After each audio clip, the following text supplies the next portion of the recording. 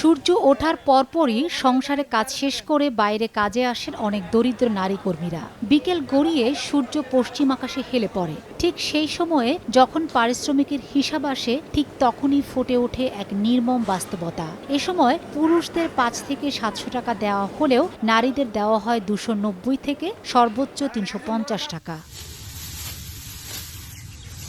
দেশের অর্থনীতিতে বড় অবদান রাখছেন নারী শ্রমিকরা। বিশেষ করে কৃষি, নির্মাণ শিল্প এবং পোশাক খাতে তাদের অংশগ্রহণ চোখে পড়ার মতো। তবে স্বাধীনতার এত বছর পরও দূর হয়নি মজুরি বৈষম্য। পুরুষ শ্রমিকদের সমান কাজ করেও অনেক ক্ষেত্রে প্রায় অর্ধেক মজুরি পাচ্ছেন তারা।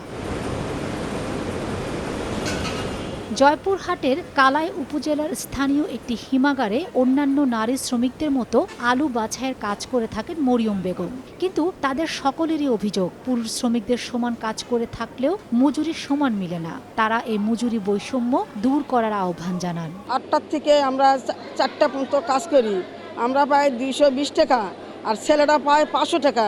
আর আমাদেরও কিছু টাকা ব্যক্তি করে দিলে আমাদের একটু সুবিধা হয়, আমরা গরিব মানুষ। কাজ করে আমরা সারা দিনের হাজিরা পাই ২৯০ টাকা, আর ছেলে মানুষ হচ্ছে ৩২০ টাকা থেকে ৩৫০ টাকা পর্যন্ত। এই অবস্থায় আমাদের নারীদের সাথে বৈষম্য করা হচ্ছে। ছেলেদের হচ্ছে সমান কাজ করে, মেয়েরাও সমান কাজ করে, কিন্তু হচ্ছে আমাদের হাজরা কম। তাহলে কেন আমাদের হচ্ছে হাজরা কম? হাজরা আমরা এক সমানই কাজ করি, কিন্তু আমাদের হাজরা তো বাড়াই না। মেয়েদের ৩০০ থেকে ৩৫০, এই আমাদেরকে ঠকানো হচ্ছে কেন? মেয়েদেরকে ৩০০ টাকা দিন, ছেলেদেরকে ৭০০ টাকা দিন।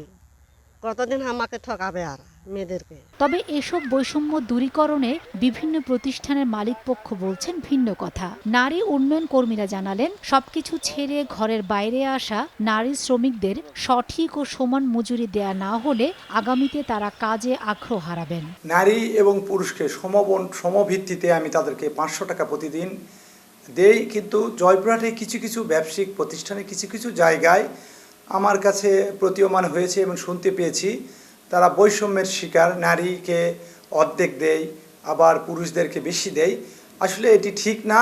আমি মনে করি প্রত্যেক ব্যবসায়িকদের সমভিত্তিতে তাদেরকে সমপর্যায়ে টাকা দেওয়া উচিত। নারীরা ৮ ঘন্টা সমানভাবে কাজ করার পরেও মজুরিটা তারা সঠিকভাবে পাচ্ছে না, সমানভাবে পাচ্ছে না। যে নারী পুরুষের এই জায়গায় যে বৈষম্যটা এটা থেকেই যাচ্ছে। শ্রমটা যদি তাকে সঠিকভাবে না দেয়া হয়, তাহলে তো তারা আস্তে আস্তে এই বাইরে কাজ করার প্রতি আগ্রহ কিছুটা হলেও হারিয়ে ফেলবে। সেই কাজের মজুরিটা আমরা যেন আমাদেরকে সঠিকভাবে, আমাদের নারীদেরকে সঠিকভাবে দেয়া হয়। টেকসই উন্নয়নের কথা বলা হলেও নারীর শ্রমের এই অবমূল্যায়ন দেশের অর্থনৈতিক অগ্রযাত্রাকে বাধাগ্রস্ত করছে বলে মনে করছেন সংশ্লিষ্টরা। সম অধিকার কেবল কাগজে কলমে নয়, মজুরি কাঠামোতেও নিশ্চিত হবে, এমনটাই প্রত্যাশা এই বঞ্চিত নারী শ্রমিকদের। সময় সংবাদ, জয়পুরহাট।